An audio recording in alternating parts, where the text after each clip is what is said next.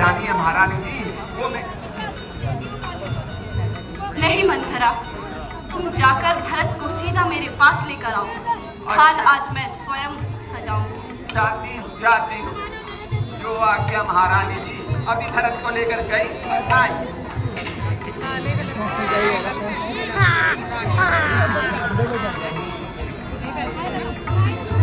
अरे भाई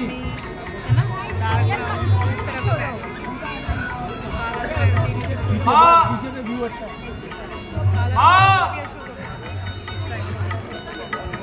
कहाँ हो माँ?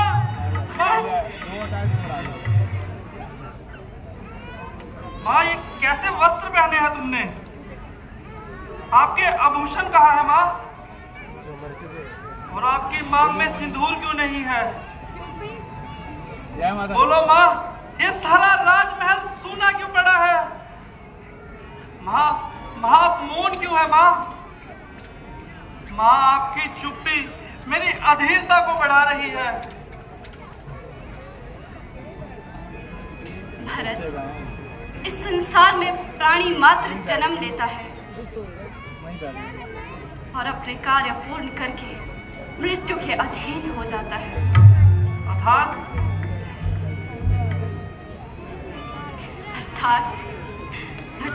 तुम्हारे पिता मृत्यु के अधीन हो गए।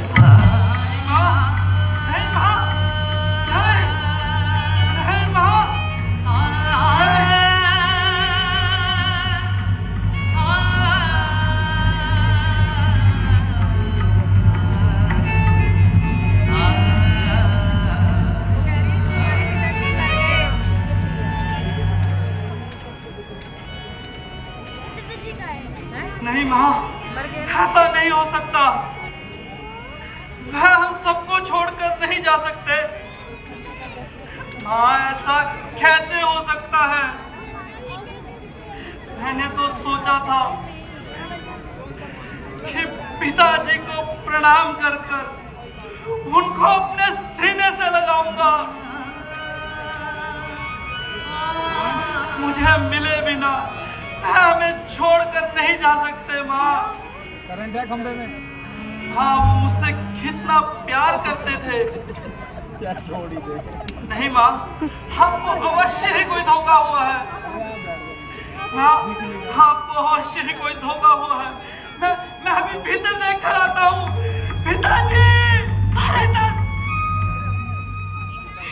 यही सत्य है पुत्र। पिताजी!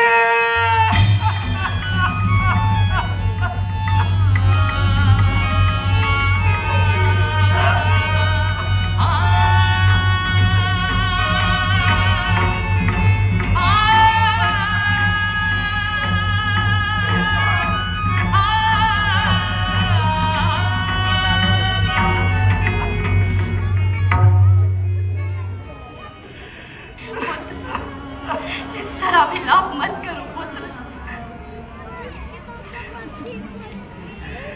हाँ, ननिहाल से आते समय रास्ते भर मेरा हृदय कांपता रहा माँ। वह सारे अपशगुन, वह सारे बुरे स्वप्न माँ, सब सच हो गए माँ। अनहोनी हो गई माँ, अनहोनी हो गई।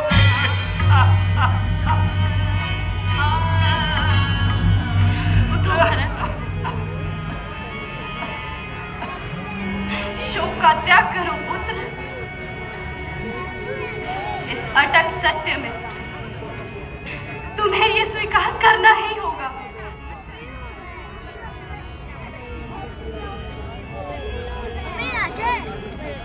मैं कितना दुर्भाग्यशाली हूँ माँ।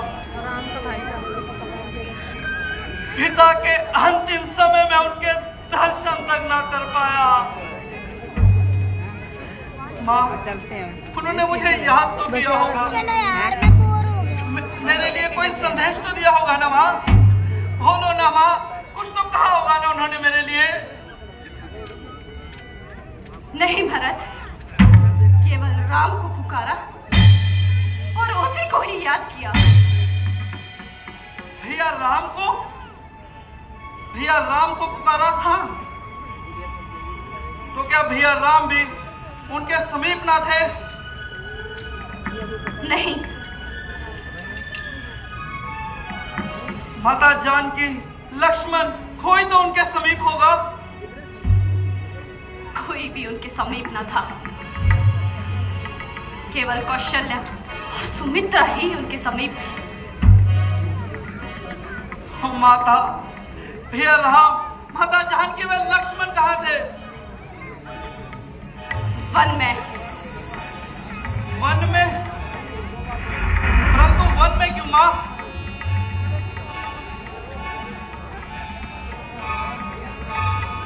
महाराज ने स्वर्ग सिधारने से पहले राम को 14 वर्षों का वनवास जो देना था।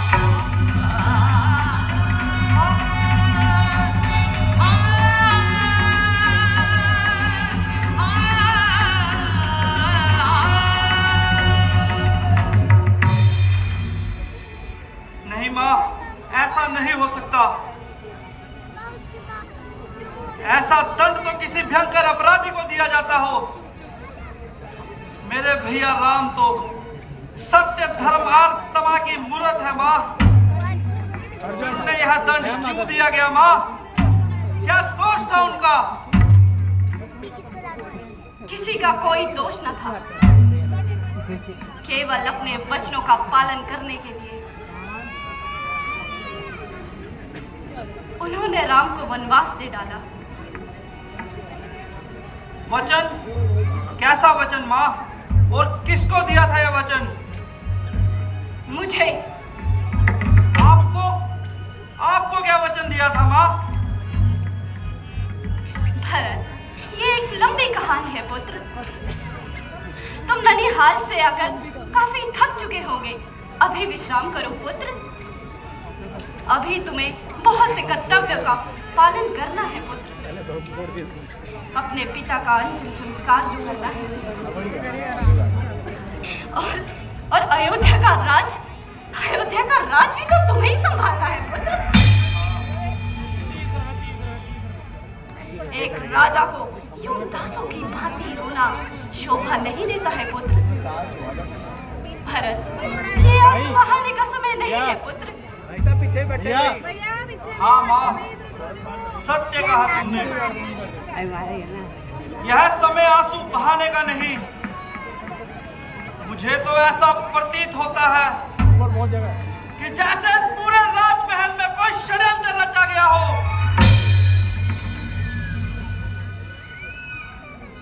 किसी दुष्ट ने मेरे वंश का सर्वनाश करने के लिए हमारे सुख और शांति भरे जीवन में विष घोल दिया होगा। मेरा पहला कर्तव्य तो यह बनता है कि मैं उस षड्यंत्र की जड़ तक जाकर उस षड्यंत्रकर्ता को दंड दूं जिसने मेरे पिता की हत्या की, मेरे भैया राम को देश निकाला किया, जिस पापी ने मेरे वंश का ऐसा क्रूर आधार किया है माँ, मैं उसे जीवित नहीं छोड़ूंगा माँ। मैं उसे कदापि जीवित नहीं छोड़ूंगा माँ। मैं उसे कदापि जीवित नहीं छोड़ूंगा। रुको भरत, रुको। क्या तुम उसे प्राण दंड दोगे? अवश्य, चाहे वह स्वयं काल ही क्यों ना हो।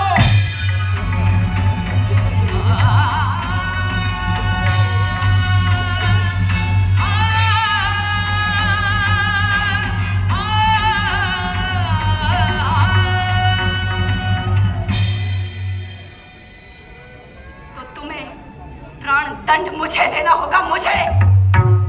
आपको? हाँ, मुझे। महाराज ने मुझे 2 वर जो दिए थे और कहा था कि जब चाहे तुम अपने दोनों वर मुझसे मांग लेना। तुम्हारे जाने के पश्चात कौशल्या के कहने पर महाराज ने उस राम के राज्याभिषेक का घोषणा कर दी। और कौशल्या ने क्या सोचा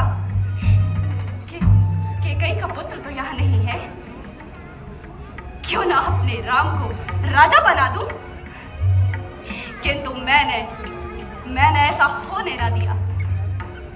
और मेरे होते हुए मेरे पुत्र तुम्हें इस राज्य से वंचित कोई कैसे कर सकता है? और समय आने पर मैंने महाराज से अपने दोनों वर मांग लिए। पहले वर में तुम्हारे लिए अयोध्या का ये राज सिंहासन,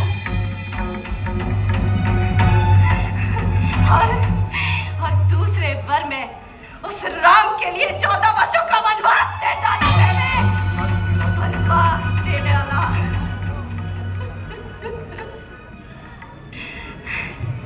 ये क्या मांग लिया तुमने? इससे अच्छा तो तुम मेरे लिए मृत्यु मांग लेती। भरत, ये तुम क्या अनाप शनाप बोल रहे हो? मैंने तो तुम्हारा रास्ता बिल्कुल साफ कर दिया है। बस विधाता ने बीच में थोड़ी उथल-पुथल कर दी। महाराज राम के वियोग में स्वर्ग सिधार गए, किंतु मैं जानती हूँ किसको मारेगा? अपने पिता के स्वर्गवास से तुम्हें अत्यधिक दुख हुआ है पुत्र, परंतु वह दुख तो हम सबको है। किंतु अब महाराज तो लौट कर नहीं आ सकते। अब तुम्हें ही उनके वचनों का पालन करना होगा पुत्र। उनके वचनों के अनुसार ही अब तुम्हें ही अयोध्या का ये साम्राज्य संभालना है पुत्र। इसीलिए कहती हूँ पुत्र, इसीलिए कहती हूँ, शोक का त्याग करो और अपना राज सिंहासन संभालो पुत्र। अब चलिए तुम्हारा किसी भी साधारण परिस्थिति में शोभा को होना स्वाभाविक है, किंतु तुम तो साधारण नहीं पुत्र, तुम सदाचारी हो। तुम्हारी बुद्धि वेदों का अनुसरण करने वाली है। इस समय तुम्हें राजा होने का कर्तव्य निभाना है पुत्र। भरत, तुम मेरी ओर से इस तरह से क्यों देख रहे हो? मैंने जो कुछ भी किया पुत्र तुम्हारे भले के लिए किया।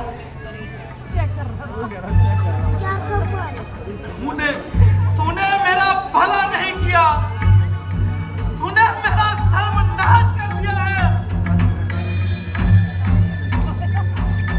इस खून-खराबे से तूने मुझे इस रघुकुल का सबसे कलंकित पुरुष बना दिया है। नहीं भरत, नहीं। अरे पापीन, कुलनाशिनी,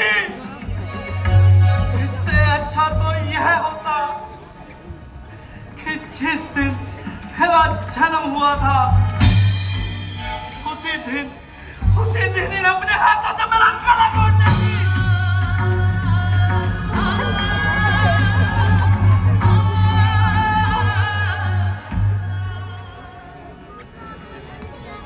कम से कम मुझे इतना दुख तो ना होता। फिर भाग्य की विडंबना तो देखो, मुझे रघुकुल जैसा उज्जवल वंश मिला, फिर प्रतापी सत्य दशरथ जैसे पिता मिले, और भैया राम जैसे भाई मिले, और दूसरी ओर तू जैसी नीच मां मिली।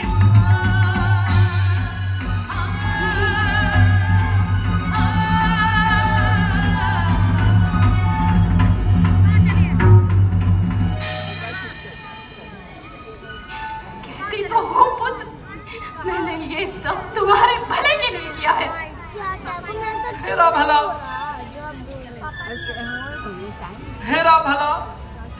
जिस राम का स्थान मेरे हृदय में है, उस राम को तूने 14 वर्षों के लिए वनों में भेज दिया, और तू कहती है तूने मेरा भला किया।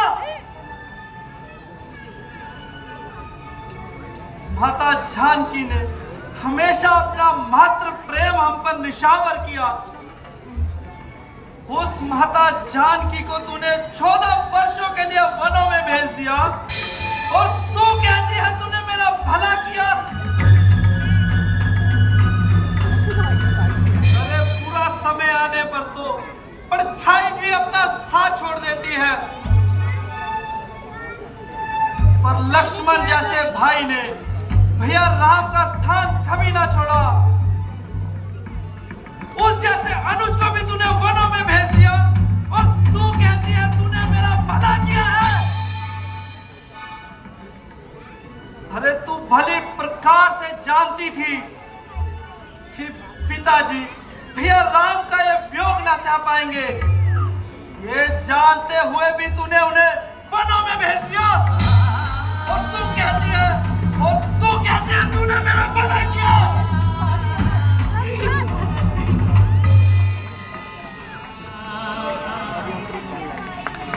शांत हो जाओ पुत्र, शांत हो जाओ।